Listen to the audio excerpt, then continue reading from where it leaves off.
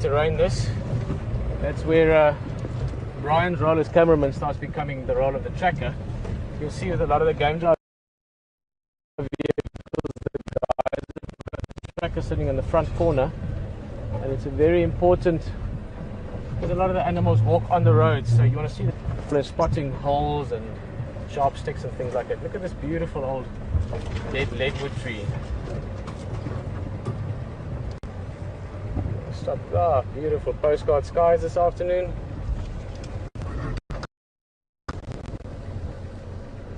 See if you can hear oxpecker. Oh, there we go. I wonder if they're nesting here. This would be quite interesting. If you follow, I don't know if you can see it, Brian. Follow the main trunk, then you get the first big fork. I don't know if you can see it, Brian. Follow the main trunk, then you get the first big fork. Big fork up on that branch. Follow that one up. Oh, I can't stretch further, but there they're flying.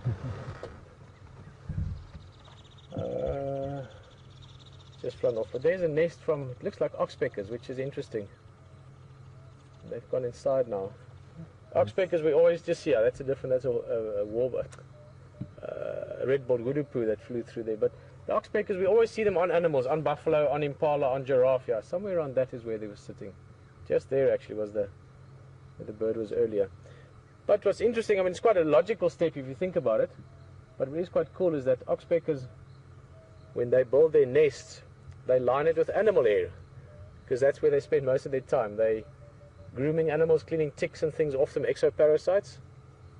And then when it comes to nest building time, they've got that, compared to most other birds, that they can take a little bit of fur and a little bit of hair from different animals. I presume impala would be great. They've got nice soft hair, and they can line their nest with animal fur. So that's not a common thing with birds, to have that as their main nest building material. Oh, I wonder how long this tree's been dead. This 100 years, 200, 300 years. As a dead tree, never mind, probably about 500-600 years to get to that size as a live one. It's like a monument.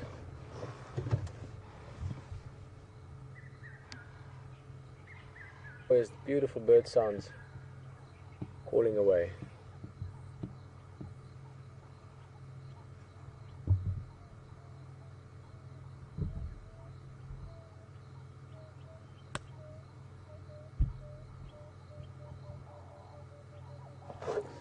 Okay, we're gonna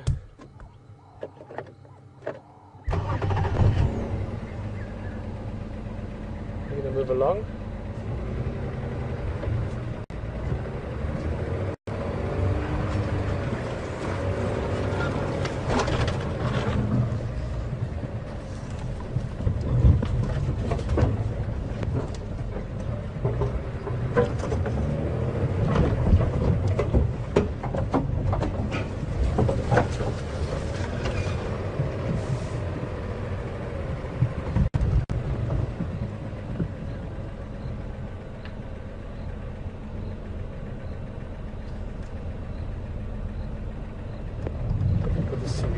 This side. Now our easiest route might actually just be to make our way back on the way we came in.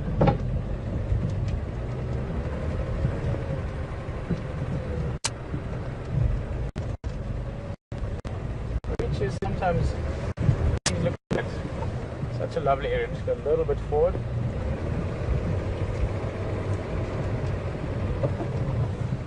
These beautiful sort of like almost a floodplain area, so really in the sort of midst of the rain season, if the river really comes down, this would be water where we are now. This whole thing would be water going down, but that's the sort of the drainage line right at the back. That's the line that the water would be running in sort of after big rainstorms. And that's also why I get some of those big trees growing along the edges there. They've got their roots right down into the good stuff. You know, water is permanently available to them.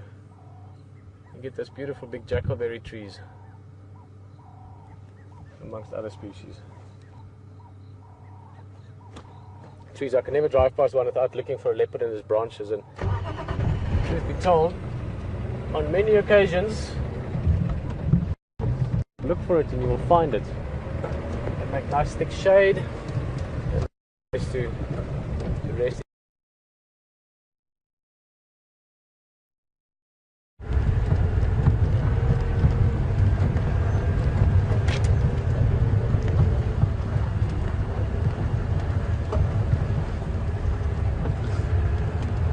This side of the road has been left this year.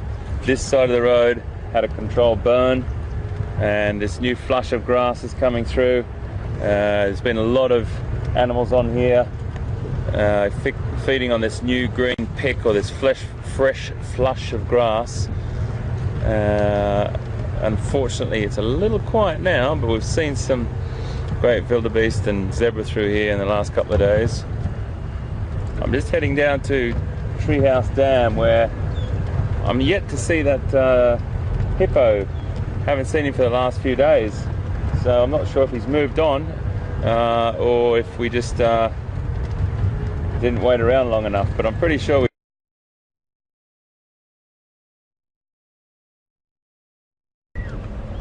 Big, well, he might, depends on how brave he's feeling.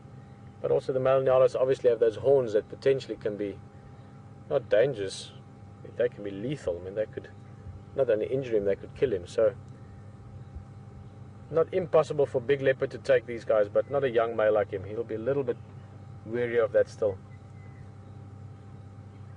There's another nyala coming through, beautiful antelope.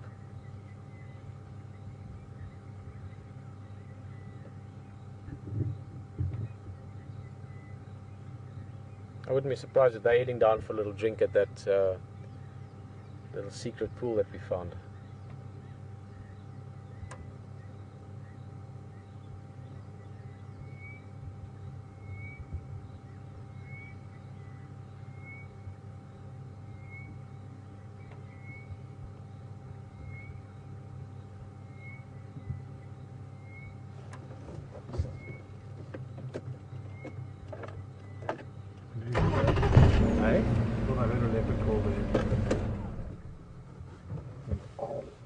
Like a growl.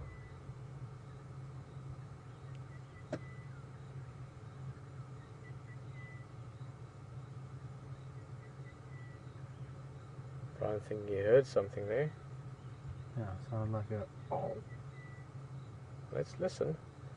If those nyala see him, which is not impossible, they've got great eyesight, they will make alarm calls as well.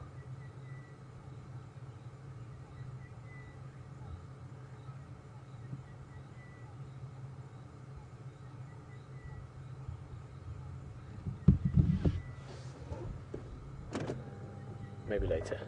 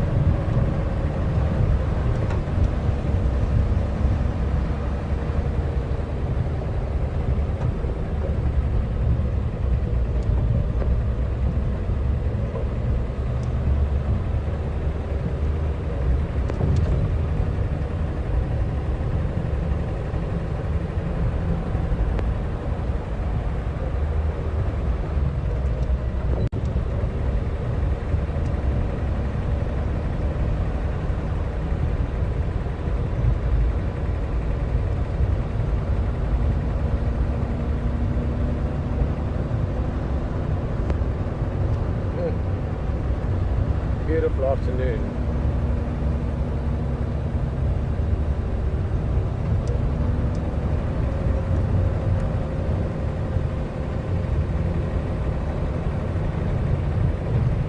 Oh, maybe wildebeest. And are they just running for the sake of running? Are they aware of something? They look at. It looks like they're looking at something, but doesn't look too alarmed. I was quite sad after that other one was caught by Djuma. Obviously happy for Djuma's sake, but Djuma was running up and down for yesterday still. We saw looking for a calf.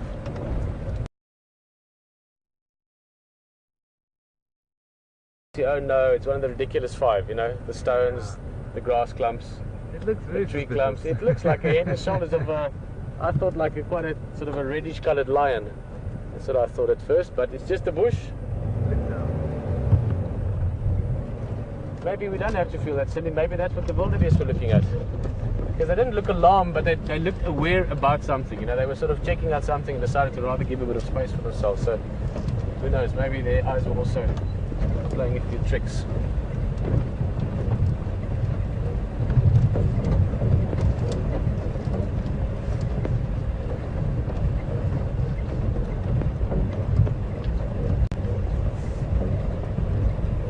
Stunning afternoon.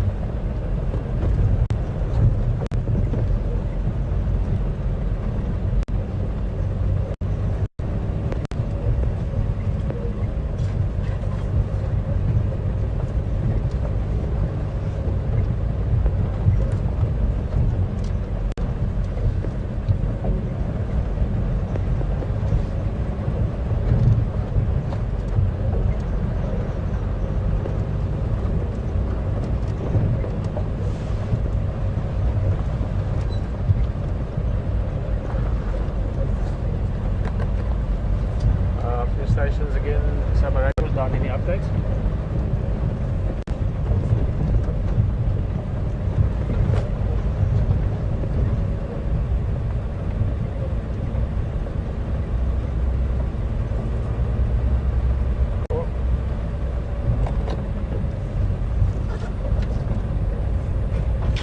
The game drive channel radio was down for the last while.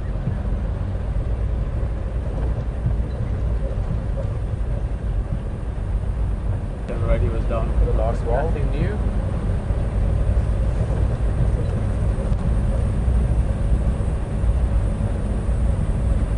Nothing new.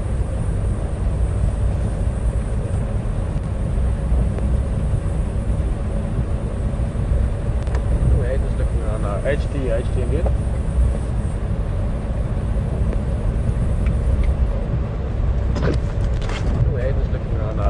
HD back on quarantine area, whereabouts we now?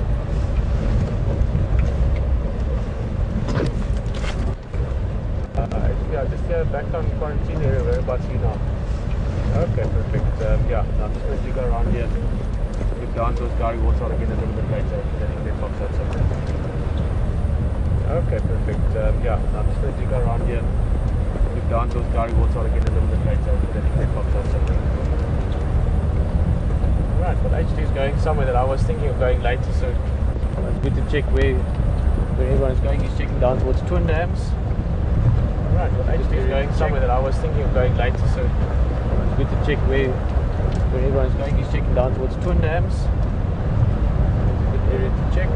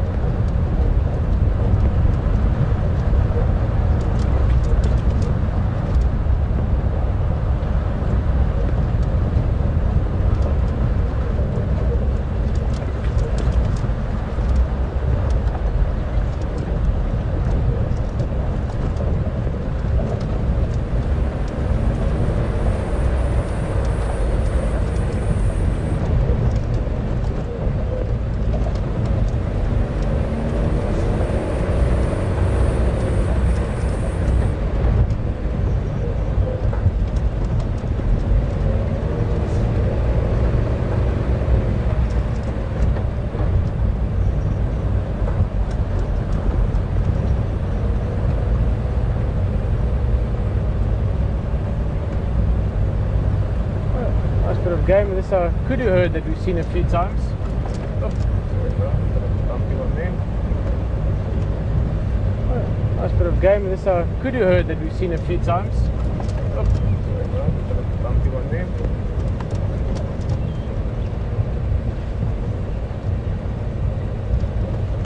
Look at that. It's very close to camp. Look at that. This is very close to camp.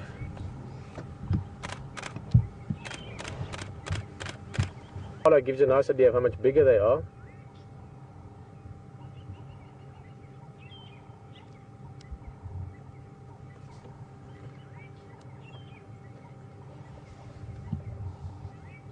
All the animals seeming a little bit more energetic than earlier. It is cooling down a bit. The sun has been blocked for a little while now by the clouds, so it's made a massive difference for us in temperature.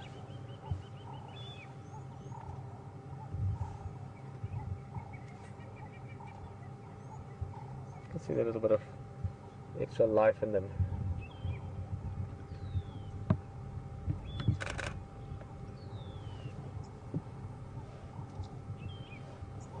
Stunning antelope. That female also looks a bit pregnant.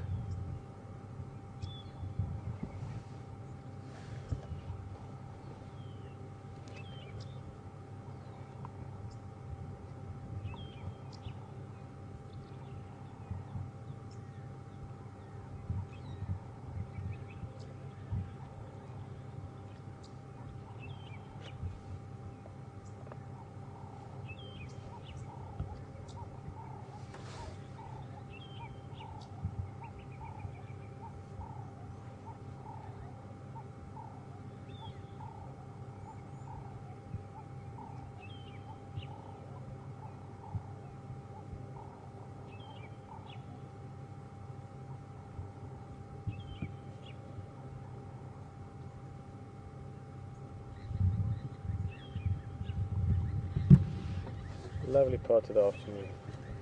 We'll just take our time here a bit because we have time. Whoa, look at this. Guys, look at this. This is so cool. The wildebeest is running amongst the impala there and chasing them around. Now this wildebeest is, as I said, a day, maybe 2 days old. Let's just go a little bit closer. That was so cool. He was running amongst the impala and he was chasing them a bit, and you could just see this sort of, I mean, the impala didn't mind, they weren't afraid, they were just playing along. That was just a lovely little big sight. Let's, hey, he's feeling dapper, huh? Look at him, look at him, look at him, look at him. Hey, he's full of life. I can run, I can run, I'm going to chase the impala. Oh guys, this is awesome. Let's just sit here and enjoy this for a bit. I hope this continues. This is very cool.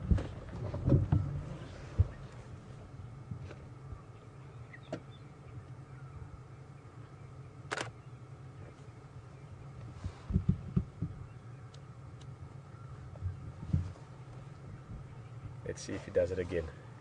That's 2 times now. I'm sure he might do it again. Absolutely beautiful, and they're that tiny. Excuse me.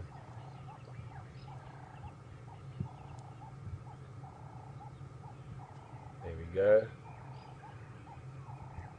He's doing a bit of his strutting as well when they run sort of in a very specific way. Beautiful baby impala there in the background as well. Termite mounds, some of the big tree trunks. You can see the marks of an elephant on there.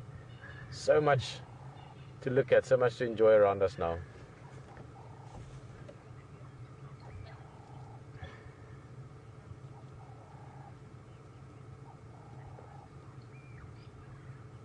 Absolutely stunning.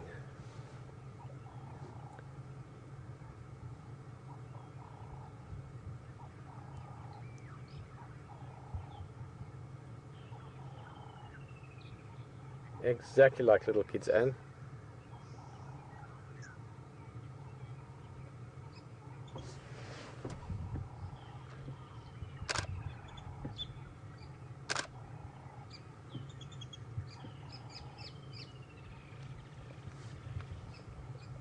Let's watch this guy a little bit. You can see a little bit of the umbilical cord still standing there at the bottom end of the belly.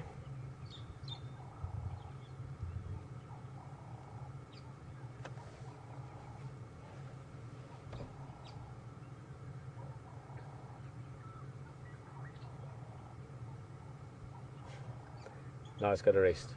That was a lot of activity for such a young body.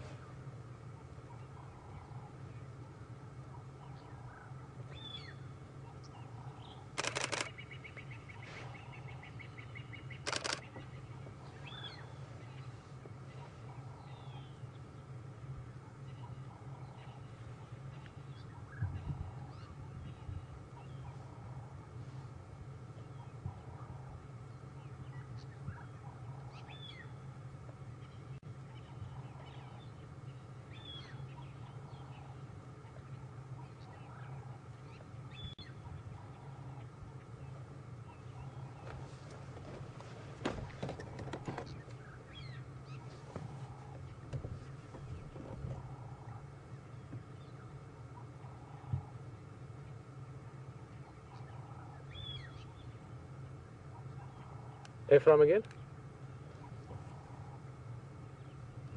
Ja, I'm for one English says.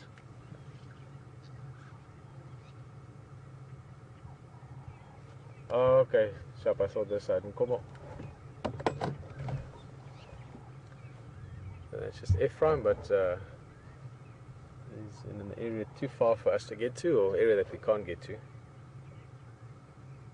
talking about some tracks he's following up on.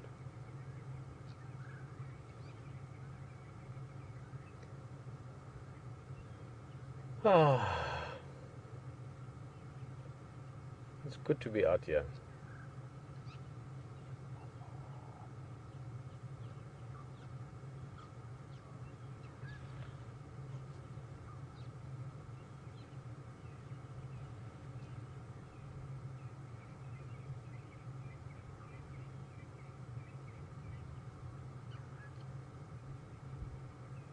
It's been a while since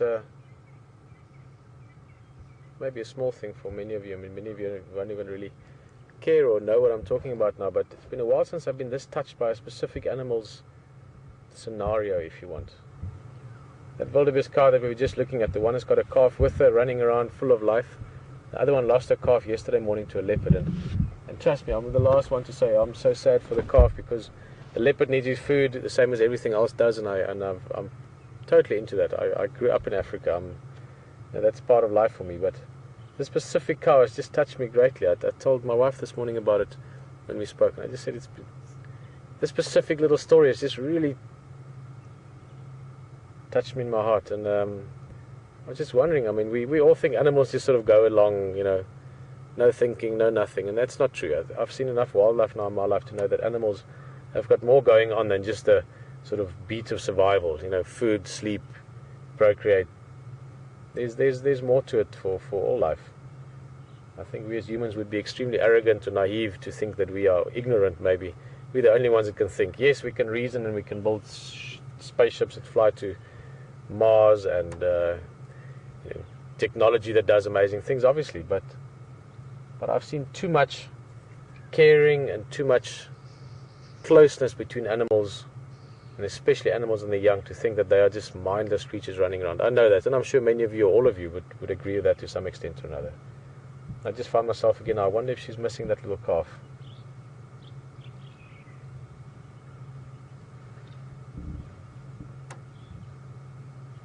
But anyway, that was just little thoughts in my mind.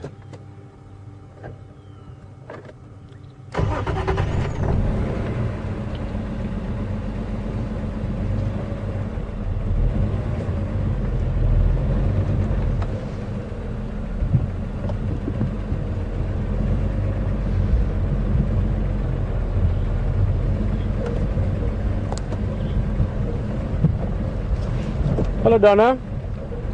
Well, we're going to go to happier viewing. We're going to look at all these impala that are spread out here, of which almost all of them will give birth in the next few days probably. But Donna's just asking at what age do the wildebeest start getting darker, that we were just looking at now. Well, they actually start from quite young. This is a lovely view. We all love termite mounds. Look at how nicely that makes a little shape with the color of the impalas. Let's sit here for a bit. Donna, I mean, in a small way, you could say they start getting darker from now onwards. In other words, from days old, because it's a gradual process. But here by, I'm just trying to think now. Well, definitely by a year old, they've got the coloration of the adults. So it's a process gradually over the first year. But I'd say by 6-8 months, they're substantially darker. In other words, by 6 to 8 months, they are closer to the color of the adults than they are to the color of these sort of newborns. You get the same with hartebeest, tessebi, your plains antelope, that they do the same. Just so that these little youngsters have got the best chance of survival, the best camouflage possible. It does make you wonder, and I've never read anything specific for it. It does make you wonder why they get darker when they get older though. Why would wildebeest be as dark as they are? What benefit is there in that for them?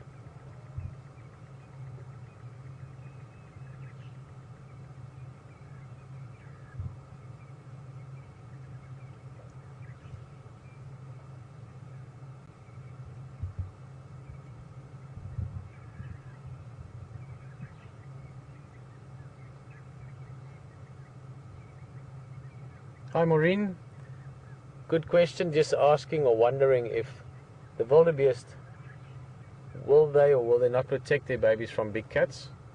The answer to that is all animals will protect their young, well, all mammals. I mean, it depends on the involvement with their young, but wildebeest, impala, kudu, they would all protect their young to some extent or another, slightly dependent on the individual as well. I mean, as we all know, as with humans, some animals are sort of little bit feistier than others, but the wildebeest will, but it depends on what is possible. Excuse me. It obviously is within reason how quickly it happens or not, what is the risk to the adult, and so forth. I saw a great video not so long ago on YouTube about a leopard that grabbed hold of a wildebeest, and then the mother came back in and gave the leopard one spectacular, I can't remember if it was a left or a right hook, but one of the two hooks were the horns, and the leopard actually had to, it was all over. The youngster survived.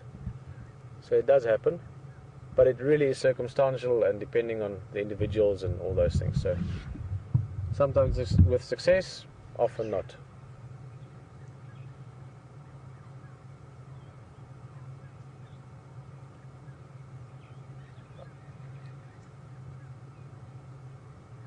Brian's been very keen for us to spend some time with impala. Excuse me. We would love to see a birth, and there are many of them here that are close enough to it.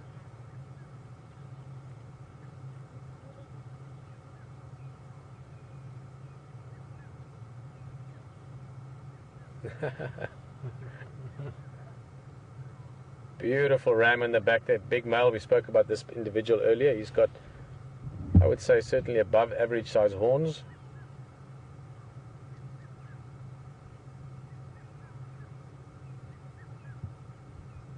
Jan just saying that she enjoyed that young wildebeest. We're going to go back there a bit, but at the moment they're still sleeping. But if he gets up to a bit of playing around, we'll go have another look. Little spunky, I think is what Jan was calling him.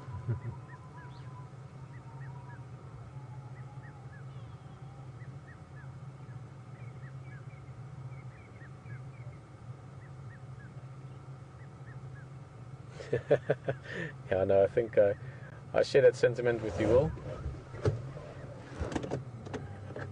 Will's just saying he hopes this one survives. Too much sadness for me if this one also got caught in the next day or two.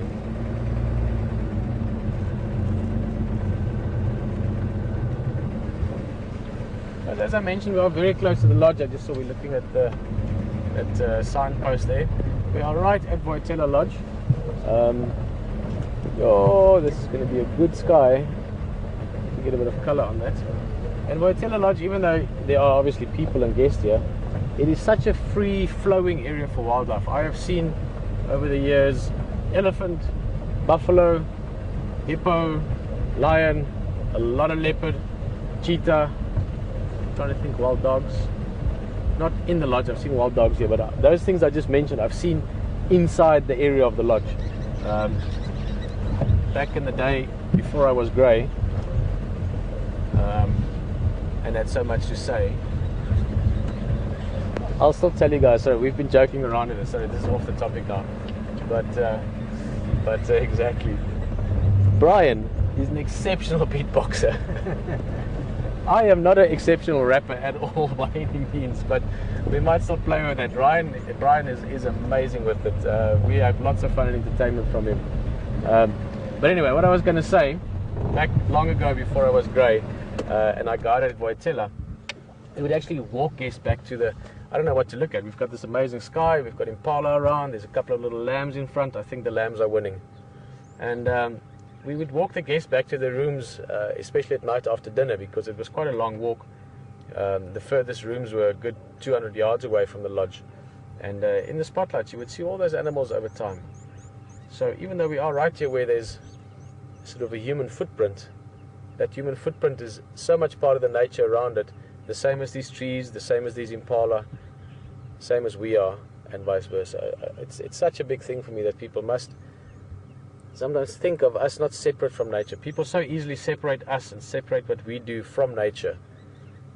And it's a scary thing to do. I think maybe that's why some things around our planet are happening the way they are, because people think we are above it or separate from it, which is such a dangerous way to think. We are part of it exactly the same as all these cute things we're looking at. Maybe we have a deeper understanding of it, which leaves us with a lot of responsibility. We should think about our planet, not just what we can take from it, but also how we can care for it, which we do.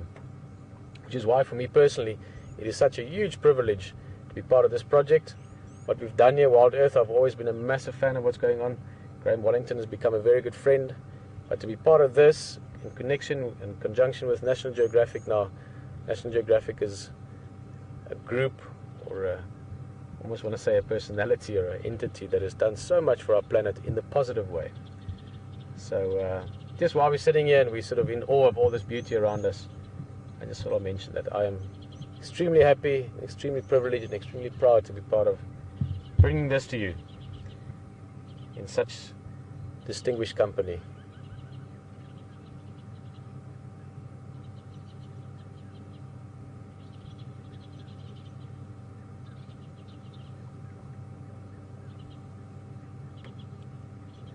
Okay, and speaking of National Geographic, someone that's been part of them for a long time to some degree or another, HD, who's a brilliant guy, and he's up there where the aeroplanes take off. He's in Arathusa airstrip. Enjoy the drive, look around for cheetah. It's one of the places we see cheetah sometimes. We're going to just move around a little bit and see what other little things we can find. We'll see you back here just now.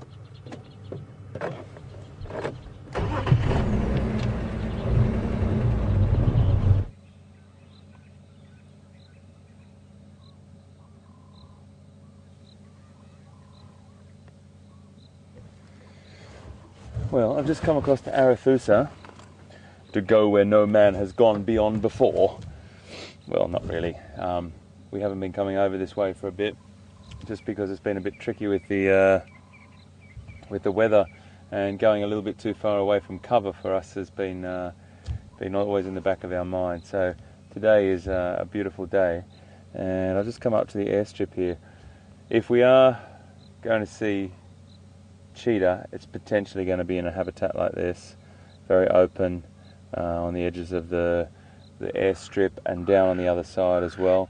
I just thought we'd just have a little cruise around this area for a bit, see what we can find. There's a couple of nice birds around as well. There's a little crowned plover over there.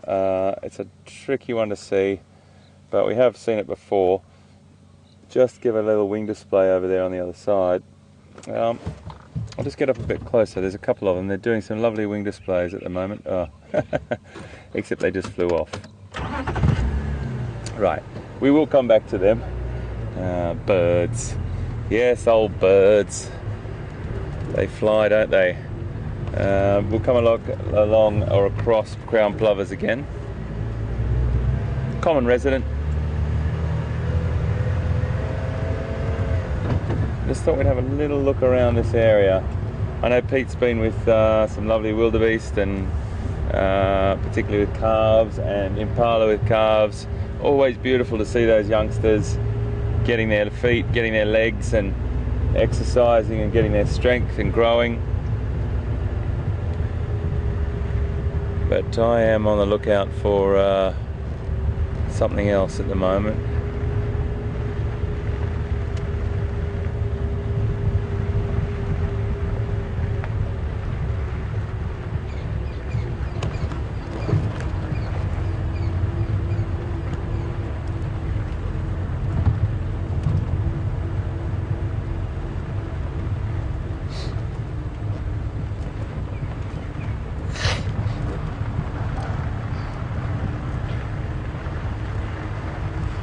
Just got a message from Karen in New York. Hi Karen, welcome and thanks so much for being with us. New York, undoubtedly one of my favourite, excuse me please, undoubtedly one of my favourite cities in the world, and just a beautiful place, and welcome. I'm not sure what temperature it is there, but I'm sure it's a little bit cooler than here at the moment.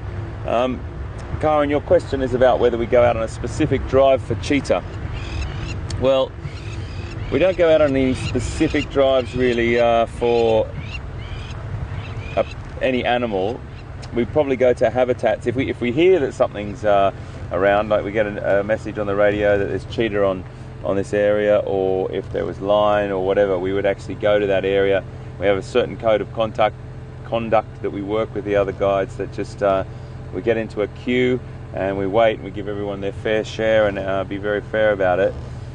We can go out into habitats that a cheetah might be more frequently found, that's for sure, and same that we do with leopard and lion, but we don't go out on a specific drive. So it's always a bit of a luck of the draw. We always sort of put our throw out our dice to the nature and just see if we can have the best luck we can, I suppose. Really, that's what I'm trying to say. But this is the sort of habitat that you would get potentially cheetah in. When I say not an airstrip, but this is it's really open ground here, and they have been seen here before. And we do hope to see them over the next few weeks.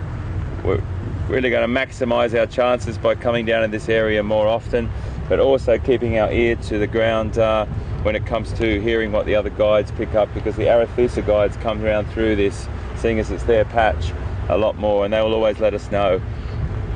They know how important cheetah is to us, to Safari Live, as are all the other animals, but cheetah are a little bit more elusive, a little bit trickier to find, and we definitely will have our ears to the ground for that, Karen. So to answer your question in a nutshell, there's not really a specific drive, but we can maximize our time for cheetah by going to the particular habitats that they prefer. So I hope that answers your question, and welcome aboard, Karen.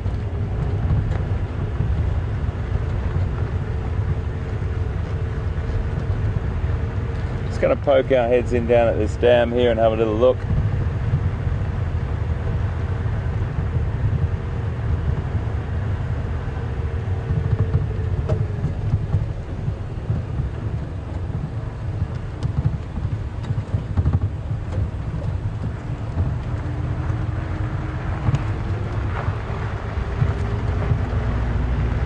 Temperature's dropping nicely.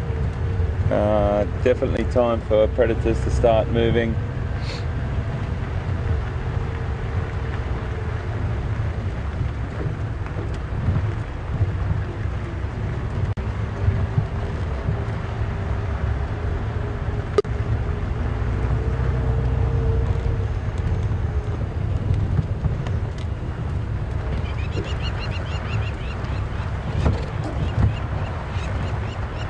very dry down here.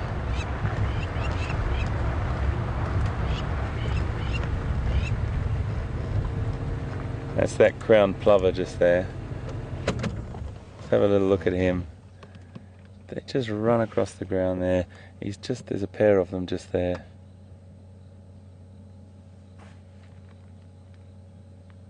You got that fantastic cackling sound, but it's always reminds me of Africa when I hear that sound. Particularly at this time of the day, right on dusk. It's just a quintessential African dusk sound.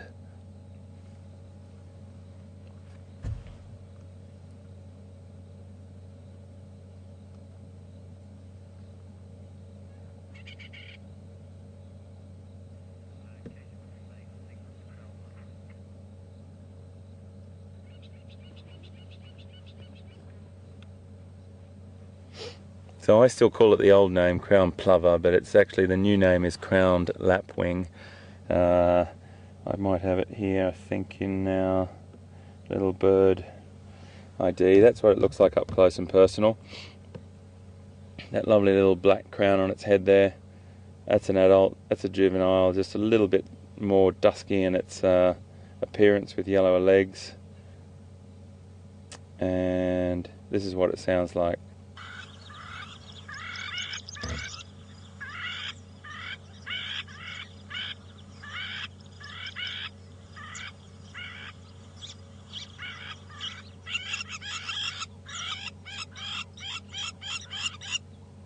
It's a very, very common sound that's heard in Africa, and they're a great little bird. Very, very busy. Yeah, I still use the old name, plover, but they are now called a lapwing.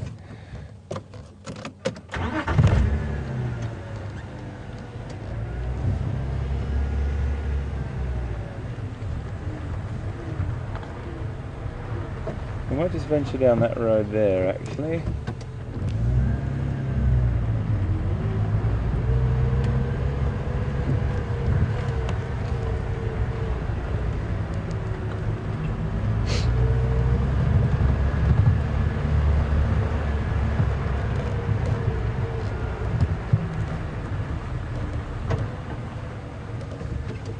Let's drive around here a couple of times and see what we can see.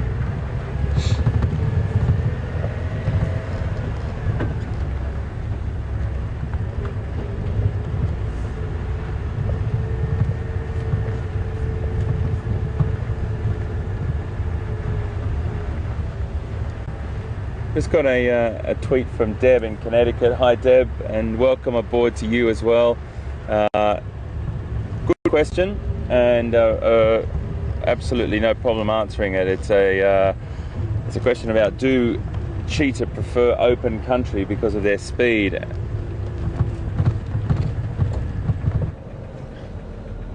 Good luck. Yes, guys, welcome back. That was a very quick cut to us. We have found the leopard. He's busy hunting. He's stalking a warthog. The Franklins are going nuts here. And for some reason, I don't think, I could be wrong, but this didn't look to me like Djuma at first glance. But I could be wrong. We haven't seen him that much. Just go a little bit forward here. He's busy stalking a warthog. The warthog did run off, but I don't think it actually saw the leopard. Look at that tail tip just twitching. Yeah, this is so exciting. We're just driving along, admiring the sky, and the next thing, we actually saw the warthog, and then boom, there's a leopard. We'll get into who this is just now. We'll get an ID when we can. Look at that tail tip, that twitching. He is stalking, he is busy hunting. But this guy just looks a bit bigger and a little bit darker to me than Djuma. I could be wrong. We'll work on that as we go along. Yeah, but this is the time to see a leopard. The sun is getting low, the light is getting beautiful, sort of soft late afternoon light, and this is what it's all about. All of this, the experience, the fresh air, the sun, the wildlife, but that exciting moment when you first spot something that sends your heart racing, that it never gets old. It's like the first time every time. Yeah, the squirrel's still going nuts here behind us. Maybe we can see that. Let me get my binos looking at us. The behavior is like Djuma. Yeah, it's Djuma. Oh, he's looking a bit bigger than I thought. Shows you how you get to know a cat. This is our sort of second time, really now, third time that we're seeing him properly, and I saw the face immediately. He looks just like his father. He's got that sort of light area around the eyes, like Mvula, who's his father. I'm sure it's him. We'll have to see the ID marks just now, but the eyes are very particular to me. The shape of the eyes, the color around it. Awesome, awesome, awesome. Hey, hey! Okay, let's follow him.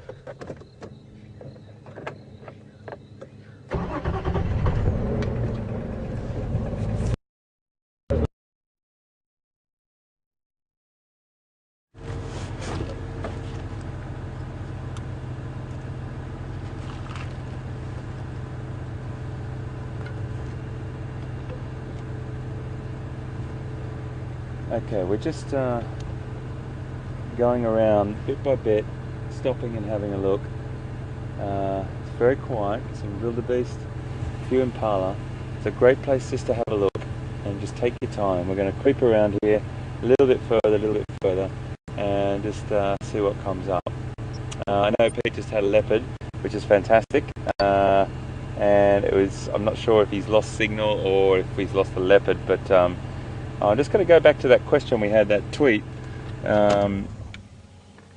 Control, can you just remind me of the person's name again? I just missed it. Was it Deb in Connecticut?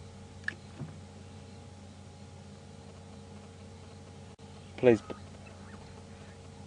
bear with me, folks. I do apologise. We just, in that rush to go to Pete, I just had a bit of a look around.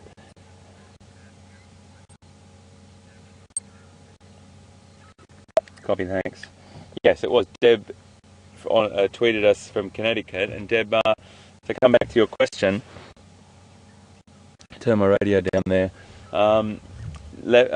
Cheetah absolutely prefer this sort of open ground. They can hunt in slightly woodland, slightly more densely vegetated areas as well.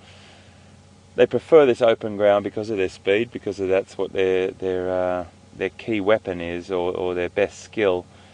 But I have seen them in woodland like this straight ahead of us as well, exactly like that. I think I told the story the other night about driving along in Zimbabwe, and impala jumped across the road in front of me in this very, very thick woodland, and a cheetah, bang, got it as soon as it hit the ground, which was an extraordinary thing to see live, happened right in front of me. But that vegetation was very, very thick, so it just depends.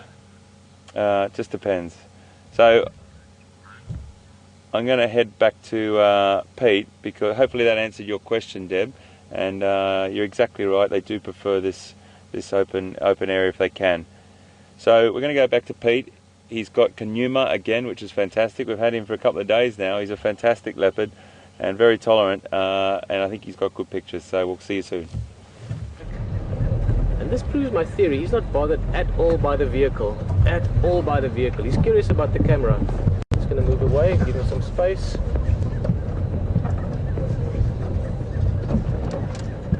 Okay, we're going to stop right here. Sit nice and still, Brian. He's very curious about the camera on the back. The vehicle is not the problem. It's the camera that's getting him curious. He's just got to get used to us over the next few days. He already is much better than he was yesterday.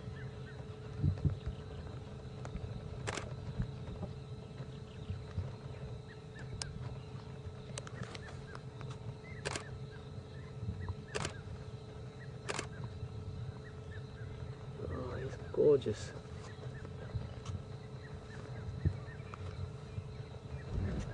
Look at that tail.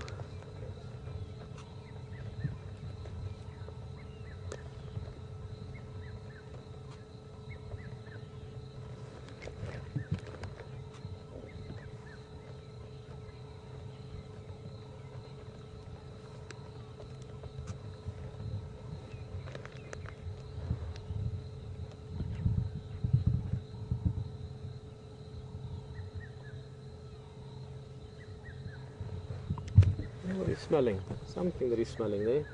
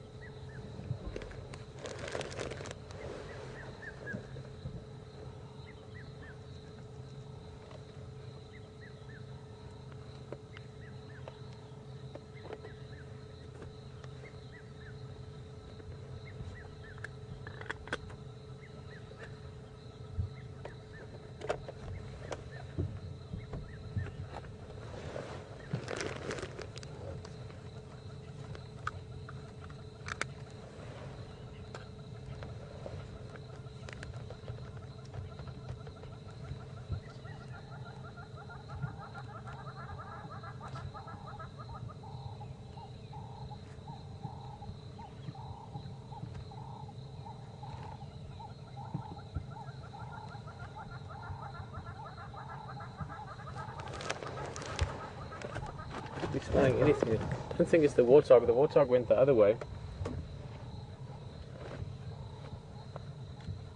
But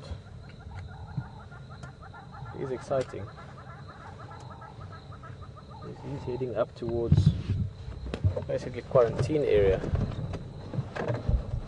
Quarantine area, as we well know, it's got impalas, baby impalas. It's got that other wildebeest, the little calf there, as well as the wildebeest that had the calf that the same leopard caught yesterday morning. He's on the hunt, that's very clear.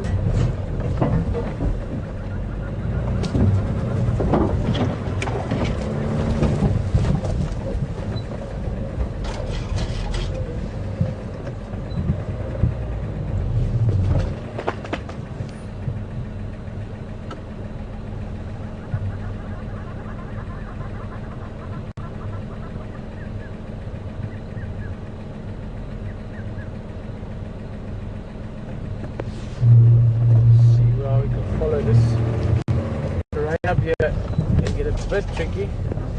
Not the worst kind of terrain, but it's quite thick.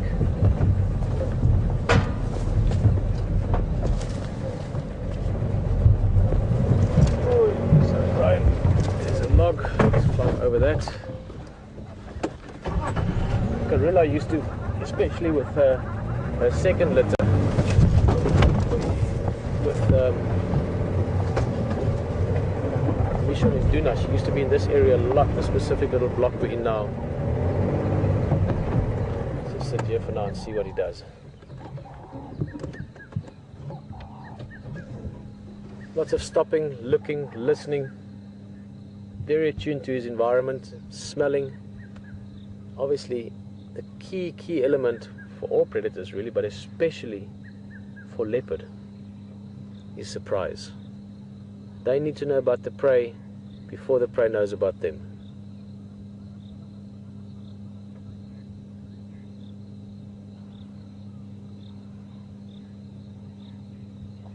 He could even be following the trail of something small like a scrub hare, something that he caught this morning. They're very opportunistic. They'll even catch little birds, things like that. So we could see a small hunt at any second. I mean, I've seen them a few times. You follow them and the next one is just a flash of spots. And suddenly they've caught a little bird or a little something small. But ultimately, he would be hunting things sort of between the 5 and the 40 kilogram range. So scrub hare to impala, that's the size he's going for. Just see, I think we go around this. Another opening up ahead of us. Love this every time. What a pleasure as well to get to know these guys again, because as I said, when I drive through, I've just got all these memories coming back of Gorilla and of the other cubs that we got to know in this area. She's always raised the cubs in this area. This is where she was raised with her mother Safari 10 years ago. But Djuma here again, following one of her offspring. It's amazing.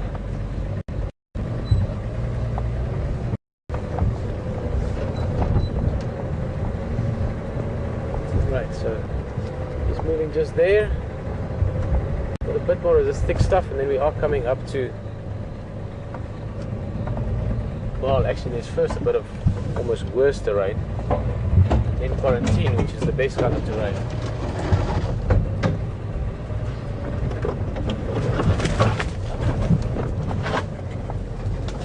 Staying parallel to him, we're going to try and get a good view again when there's an opportunity. We might climb up in this termite mine, that would be quite nice. Leopards do like to do that sometimes. There he goes. Just to get a bit of a higher vantage point.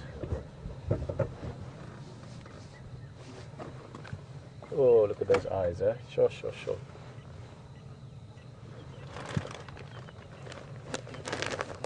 Very specific. I know I've mentioned already, but it's got a very specific eye shape.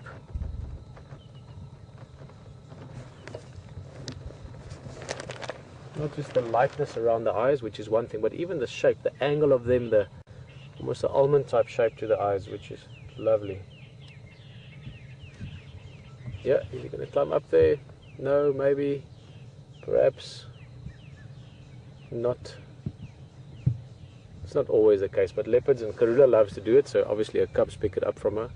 Quite often when they're moving along, they'll climb onto the termite mound just to get a bit of elevation, to look around, to see, you know, what could be around there to move to next, but not this time. Brian, can you see it a little bit higher up? Shall we go this way around? He's on the left here. Okay. I don't think we can cross here. Oh, there he goes.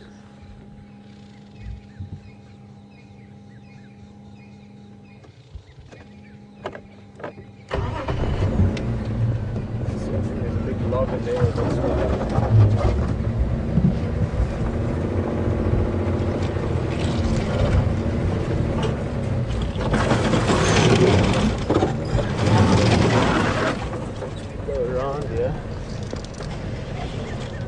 Cheeky.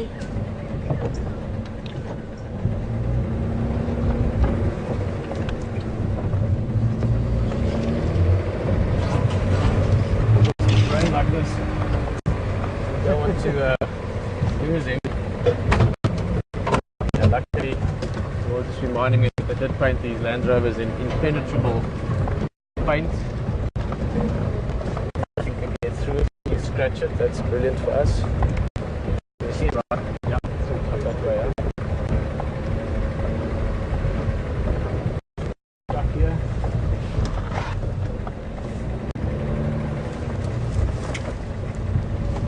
You right to go? Yeah. Okay. That was a guarri bush, luckily no thorns on it. I think I just saw a flick of a tail that way. Yep. See that white tail tip? Not only handy for leopard females so that their cubs can follow them, also handy for us that we can follow them. I think I'm speaking too soon. Oh, there he goes, there he goes. I keep telling you about all these memories I have of driving around here, of different cats, different leopards in the past. I'll tell you about one just now. Beautiful.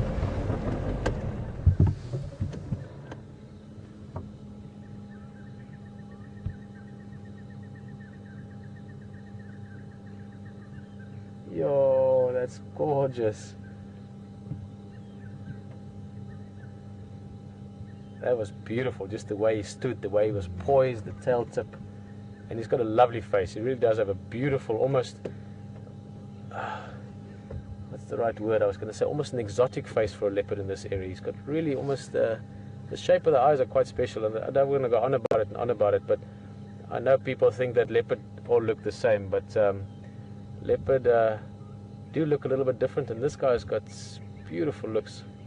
I think I can agree there with Will. He was just saying almost like a Somali, sort of that northeastern African facial features there. That's absolutely stunning leopard. I'm really falling in love with this guy. He's an awesome leopard. I like the fact that he's a little bit shy, but the assumption I made the other day, or the realization I had, I think is confirmed again today. He doesn't actually mind the vehicles. He's very comfortable with the vehicles, but he is very curious about this camera, about this eye, and also maybe the 6'4" giant in the back.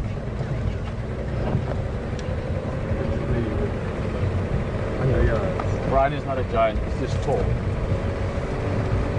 that sort of cowboy shape too.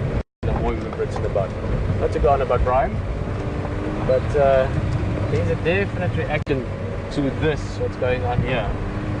Not to this with the car.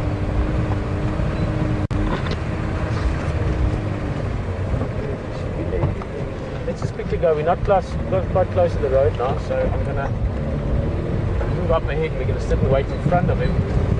Walk towards us, hopefully.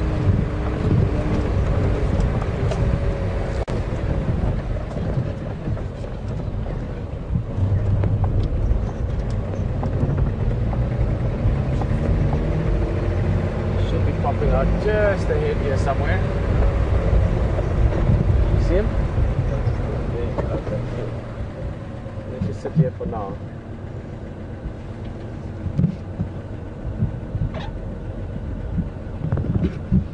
Roll back a little bit more. And we shot it. Okay, so Yeah. cool. Hey. Look at that face again.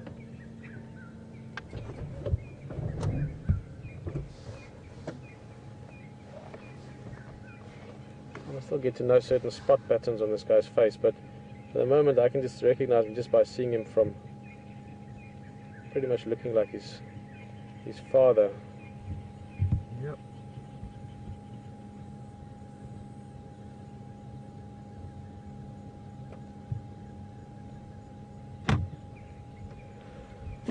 Excuse me. Okay, you sat down.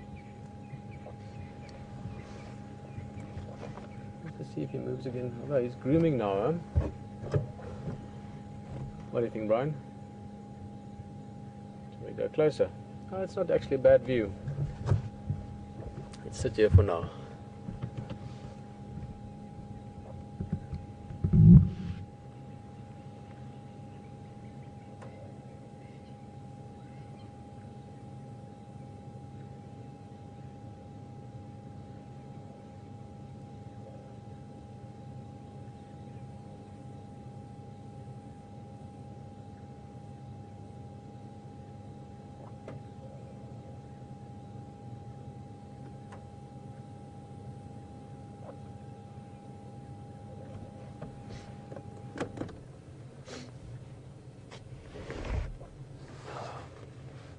Grooming is very important for leopard. Not only does it keep them clean in the sense of dust and so on, but also from ticks. Now that we're going into summertime, there's a lot of exoparasites, mainly ticks, and that grooming plays a big role in keeping them clean as well.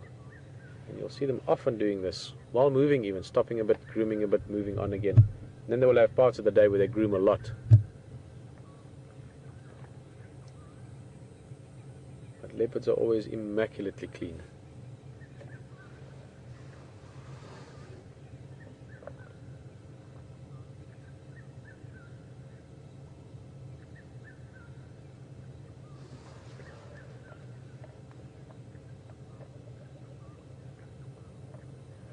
Yeah, some questions would be great. I'm sure we're all enjoying this leopard. I'm excited to know that you are excited. So if you have any questions about leopard, or specifically maybe this leopard, or his family tree if you want, feel free to ask. Just a reminder, if you've just joined us in the last day or two, on the last drive, we are live here in Africa, in one of the most magical of areas for me, in the Lowveld, in the Greater Kruger National Park, Tsabi Sands. And you can ask us questions, or just make comments, join the chat rooms. If you want to email, it's questions@wildearth.tv, or if you want to tweet, #SafariLive. Oh, look at that face. I remember the first time I saw Mvula, I was also struck by how different he looked, the eyes specifically, and there's no doubt whatsoever that leopards look like their parents to some extent or another. In fact, some studies even suggest that there's similarities in spot patterns, which I can totally see.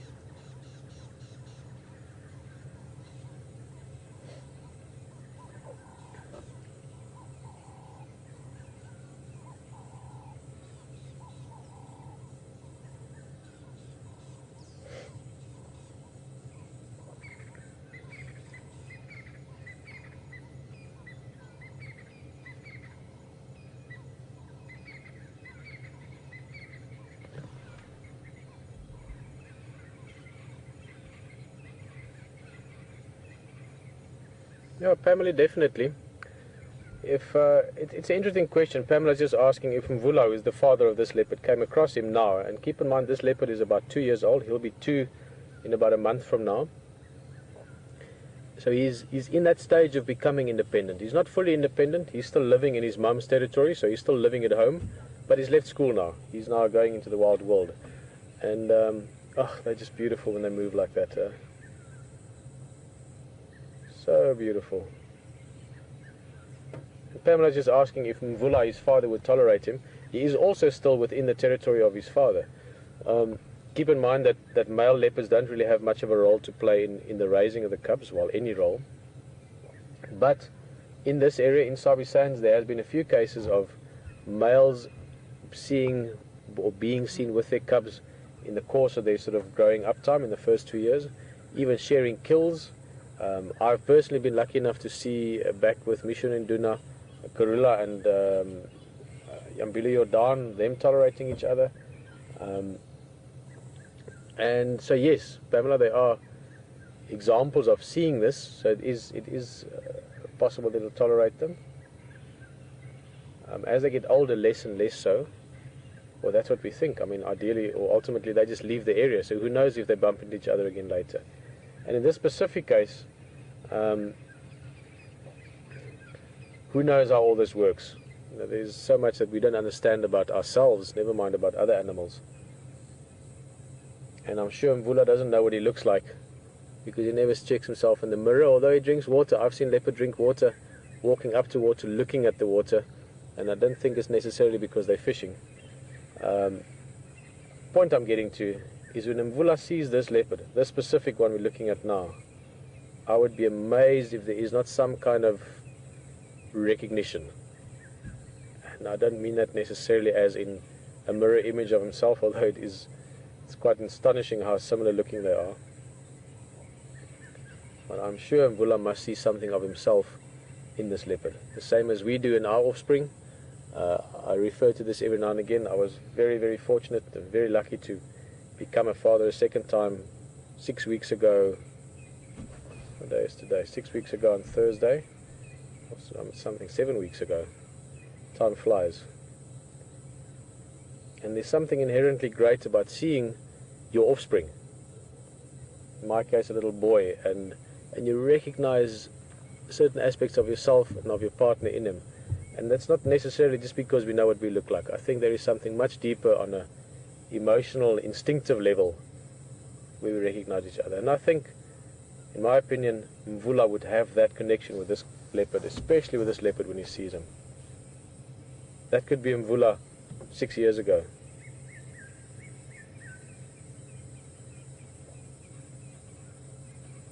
I'm loving this view as well. We're sitting in a little bit of a hollow here, so we much lower down to the ground relative to the leopard. And move slightly. The leopard's on the move as well.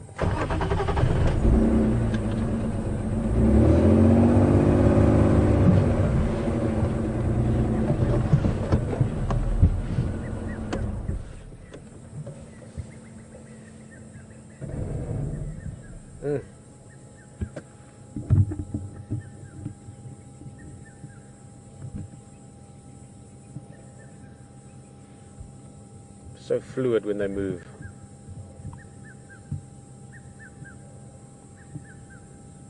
Perfectly poised athletes.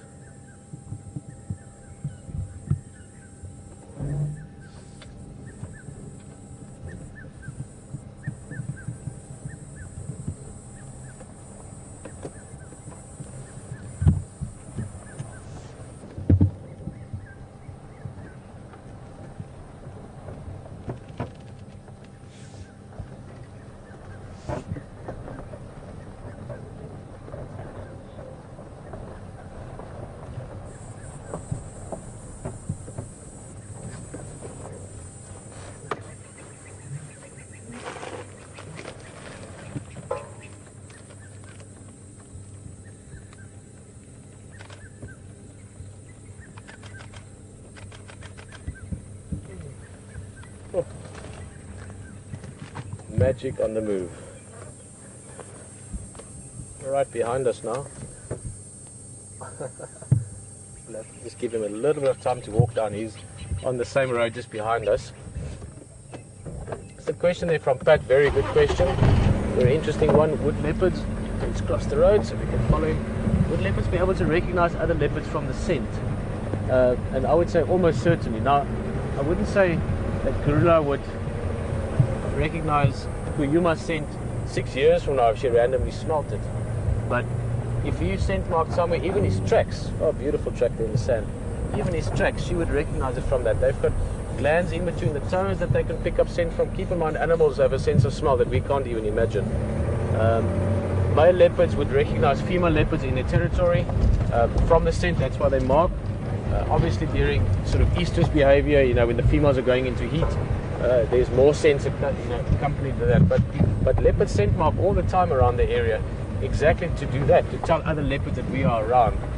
And if Mvula was moving around this area, and Tingana, the big male from the western side in this area, on their boundaries there would be a lot of places where they mark mutual areas where there's a sort of overlapping. And Mvula would know this scent mark that I'm smelling is Tingana, he's my neighbor. And that's where he is and that's where I am. And if there was a strange leopard marking there, they would know this is a stranger, this is not a guy that I know normally. Let's go around here. It's a little bit bumpy. Hellishly bumpy, yeah. Hey? It's hellishly bumpy. Very bumpy. Alright, I think let's go around, not too far from the track. It's just this time of night when the light is tricky like this, there can be any minute that he might be hunting, and also we could lose him so easily. Because this really is that sort of witching hour, if you want to know. It's like the light is playing tricks in your eyes quite easily, which is great light for hunting, probably better than dark even for a leopard. So we're going to try to keep up with him. He's moving through this guarri thicket. There he goes, perfect, perfect. I think we can actually move down to the road and just track alongside him. The drive is up to date. Also, just to update, this Otago Ingwe is now moving parallel to Flinders Road towards Boitella Dam, in the block directly east from this way, close to Flinders Road. There he goes. Hey, look at that, straight towards us.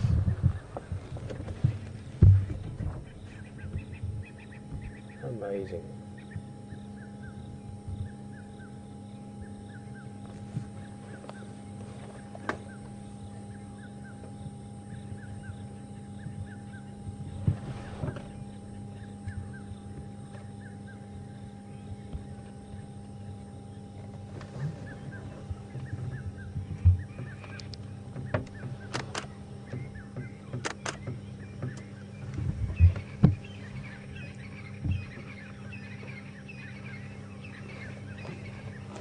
Uh-oh, just going back into that incredibly thick stuff that seems to be one of the habitat sort of types that he really likes. One of the reasons I like him as well. Doesn't make it easy to follow him, but he loves this kind of stuff. Okay, this we can actually get into, but let's just first see where he goes first. Walking down the track there. Went in here the other day after a few elephants. Not sure if we can stick with him. Depends on where he ends up. But we'll stay with him as long as is possible.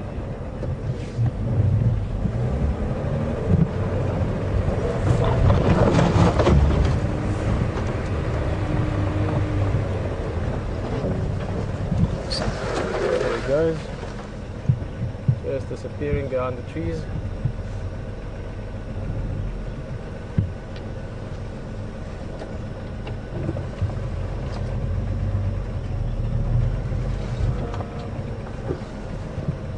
What to do.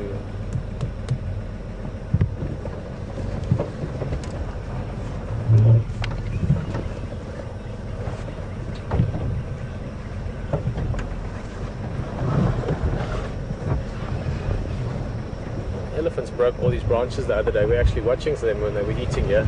It's a little breeding herd.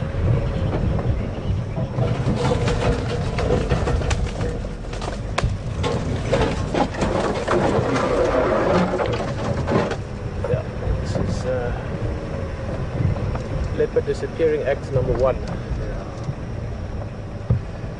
Figure out where we are and alright. He's in there somewhere. He's in there. That we know. We've known that the whole day. Alright. Brian, can I swing there to the left? Alright, so sharp left. Yeah. Okay. We're going to go around and see if he crosses the drainage line, comes up on the other side. Let me just see. It's actually very close to where he had his kill up until this morning. So we'll go around, maybe we can see him again there.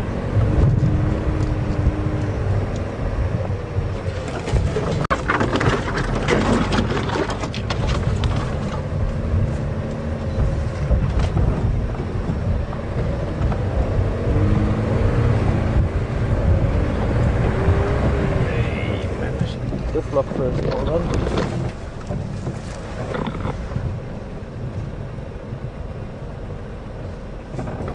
Very strange angle there.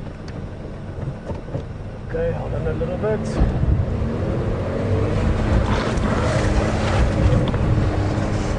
Am I getting the right here? Have I ever mentioned that I absolutely love these cars? Ooh. And Graham and Pete Bright and all the guys from Wild Earth, you have literally given us the best vehicle, and I'm not making this up or being dramatic about it. You've given us the best possible vehicle in the world to do this with. Thank you.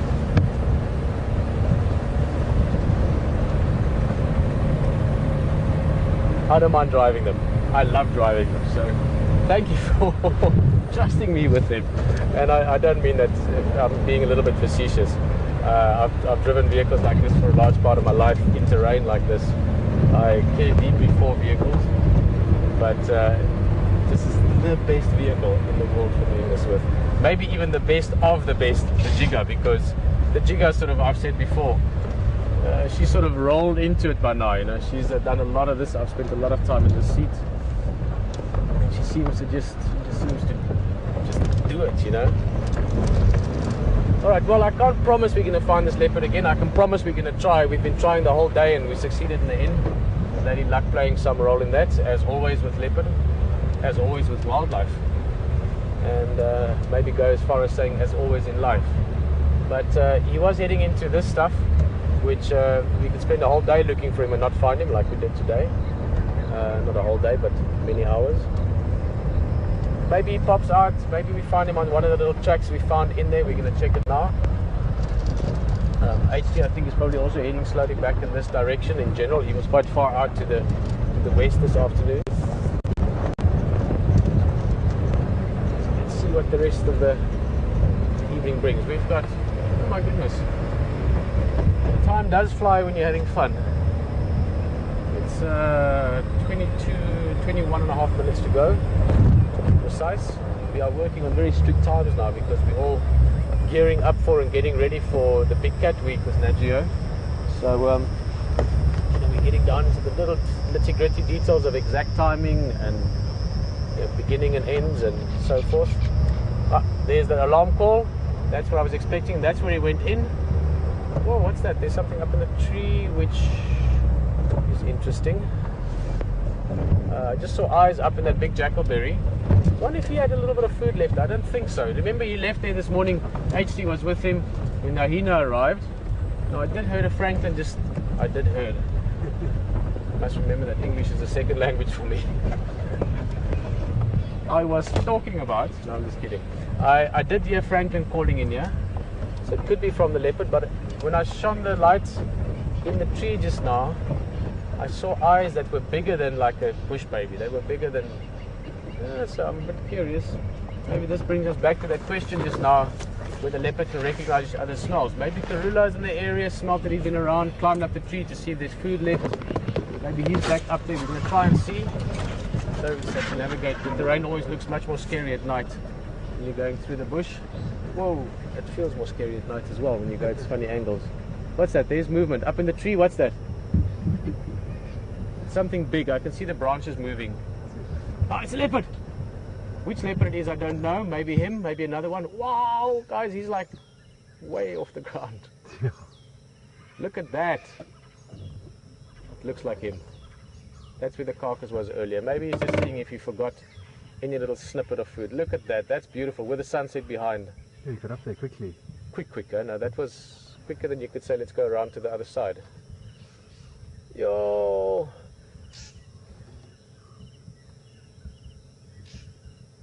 Isn't this just...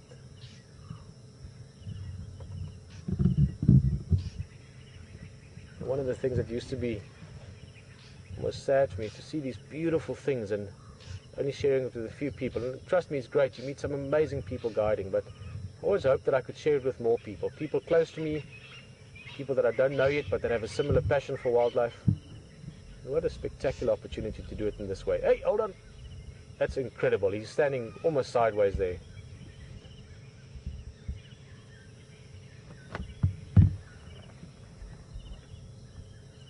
Perfectly balanced, the tail playing a big role. He's going to jump down probably.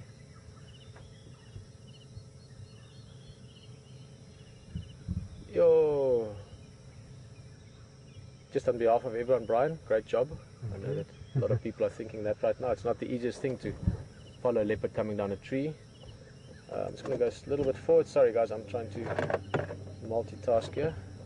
Oh no, that's not necessarily the best trait for men, multitasking. I can do most of my driving without thinking. Now what's he going to do next?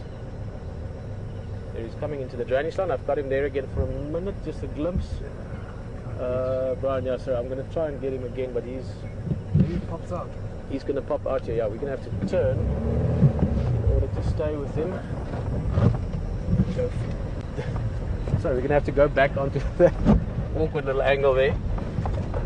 It's funny with 4x4ing or off-roading, if you go up or down steep things, it doesn't feel that. I mean, it feels strange sometimes if it's very steep, but when you go sideways, it feels awkward very, very quickly.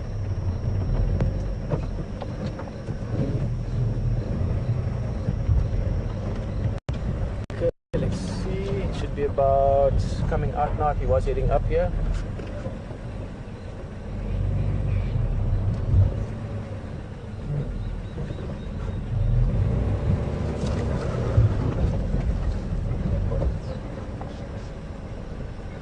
Might have already crossed though. He was moving with sort of intent. So let's just go on. Try and watch out, buffalo from the left.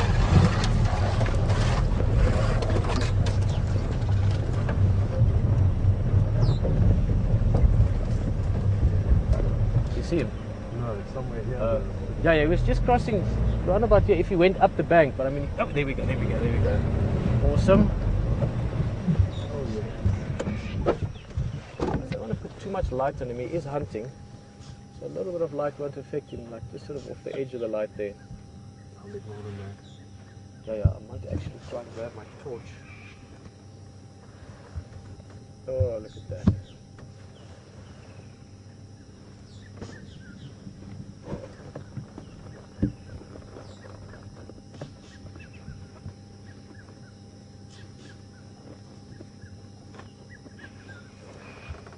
Going right behind us. Give me a second.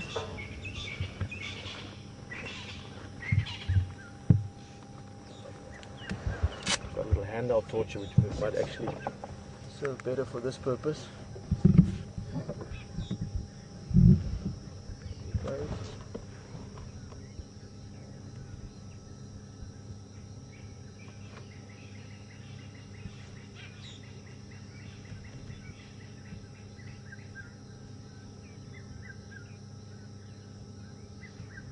Well, we're going to have to go around.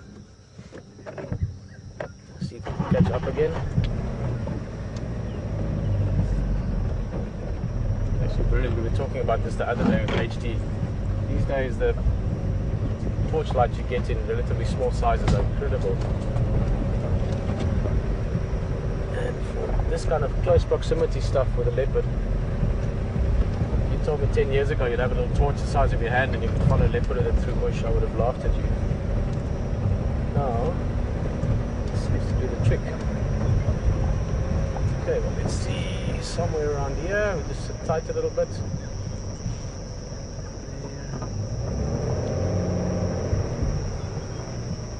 It was weaving a little bit. Now this is where he made the kill last night, yesterday morning.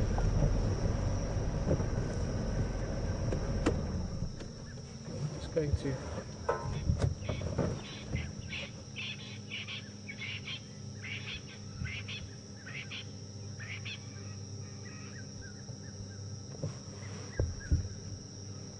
interesting if he's just checking his... The fact that he went up that other tree was interesting. Maybe there was something left. And we made the kill last night. If you look up front here, that tree, that's where he had the kill up yesterday morning. So maybe there's a little bit of something left there, who knows. If we're very lucky, in the next 14 minutes we might jump back up that tree, who knows. That would be a very cool ending to the drive for tonight. Absolute treat. Yeah. Unless it snuck away into the bush. Let's go a bit forward. Ah, there he is, there he is, there he is.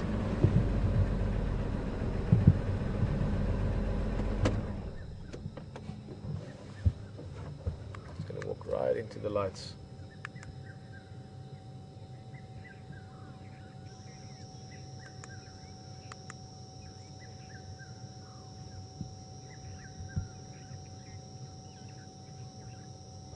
A bit closer. I've got a feeling he might just climb up that tree.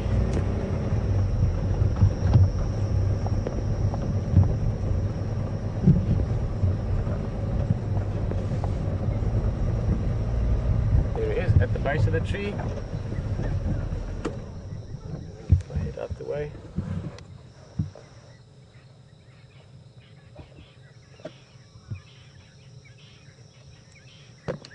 Just behind the tree trunk now.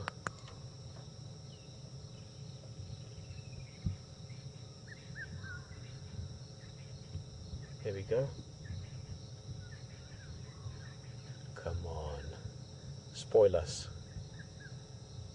Oh, if you've never seen a leopard climb up a tree, if he does it now, please watch carefully. It is the most beautiful movement.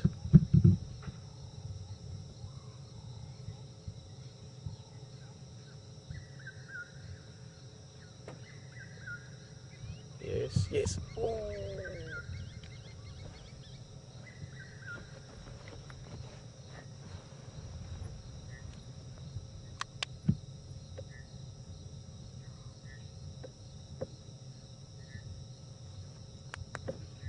Oh.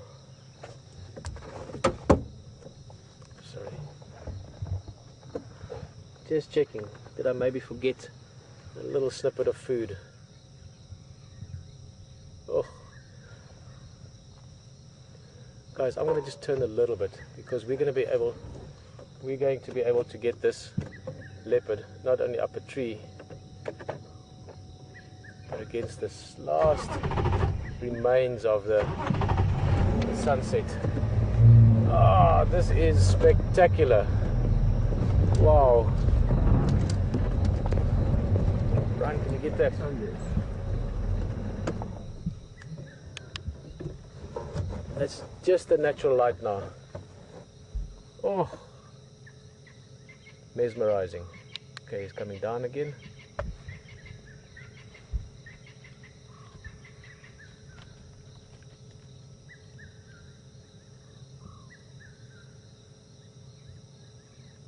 Looking, listening, seeing what the evening has to tell. Oh, that's one of the nicest climbs I've seen ever. Right here next to us we had the grandstand. You might be my new favorite leopard in the world, other than your mother, of course. Karula will always have that special place for me. He's right here next to us, guys. Look at that. There's the car having a look at us. I think he's gotten more and more used to us as well.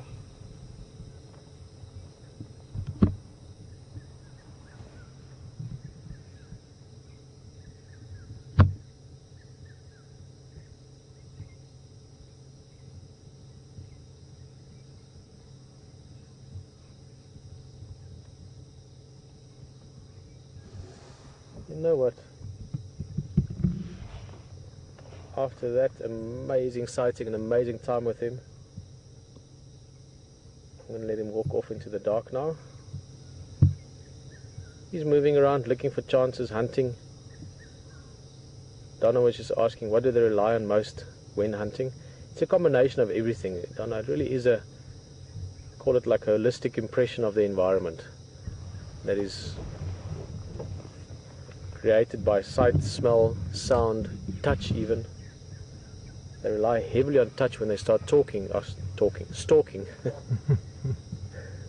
Although I do feel like this leopard spoke to us tonight.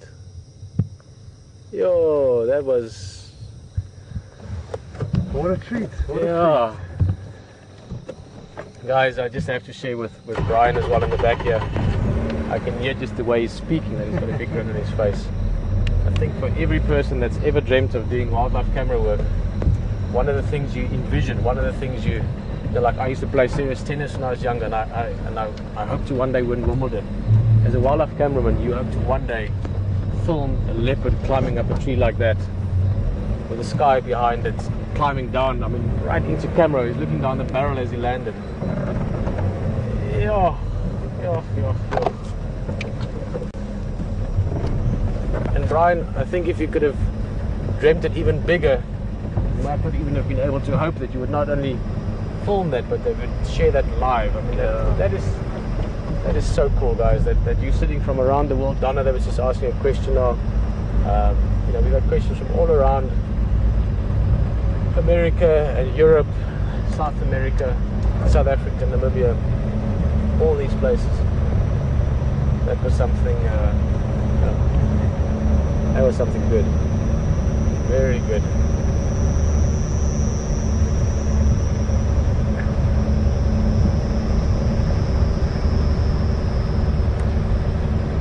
What a treat to see that and to share that. Just slowly making our way back. We've got a few minutes left of the drive. We're going to go back across Gowrie Dam Wall here. As we go to the lodge, you'll see the lights just now as we go past it. In fact, we'll stop and have a look at it. It's a beautiful sight, always the lodge at night, or the lights on the water really. And then we'll just go sort of slowly across quarantine area again, back towards camp, where I know everyone will be. Lots of smiles tonight. We've got a good day, good leopards.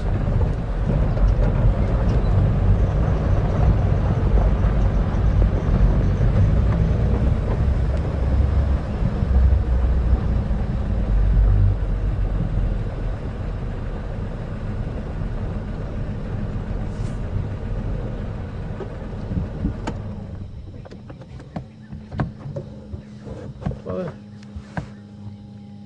there, just seeing the lights. They've got some floodlights on the waterhole just to light the water.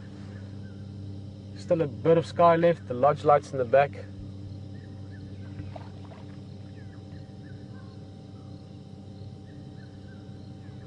They're expecting their guests back normally around about 7 o'clock as well, 7:30. So the same times that we're doing our drives is the times for the game drives.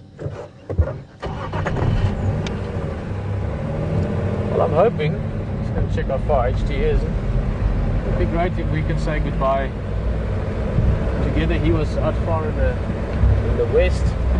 He found this leopard originally yesterday morning. Had a great time with it this morning when he followed it with coming down the tree and the hyena and the whole story. So between the two of us, we've had magical moments with all of you with this leopard. So it'll be nice if we can say goodbye and good night together.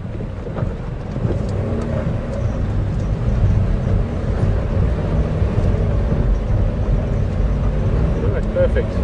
Thank you all. Just letting us know that HT is on his way.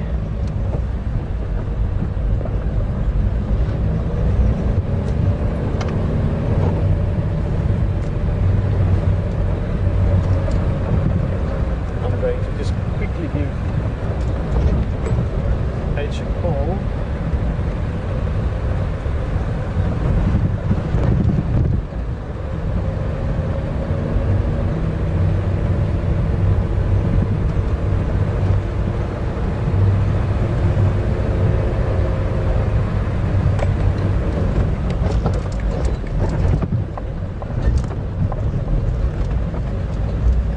HT again. HT again now.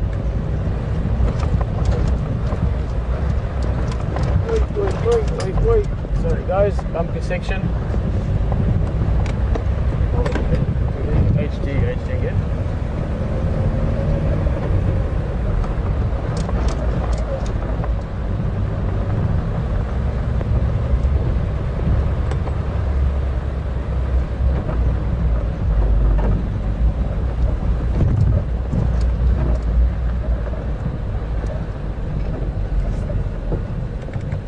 Guys, you're going to jump in the car with Hayden and then we're going to say goodbye together.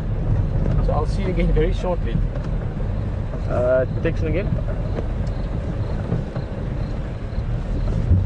Yeah, we had that Mampimpa and Madoda Djuma again, crossing Central Road just below Voitila Dam Wall, and then heading into that block.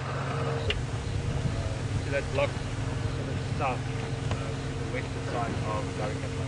Hi folks, and we've just caught up with Pete. Let me just get this vehicle into position a bit better so we can talk nicely. Stand by.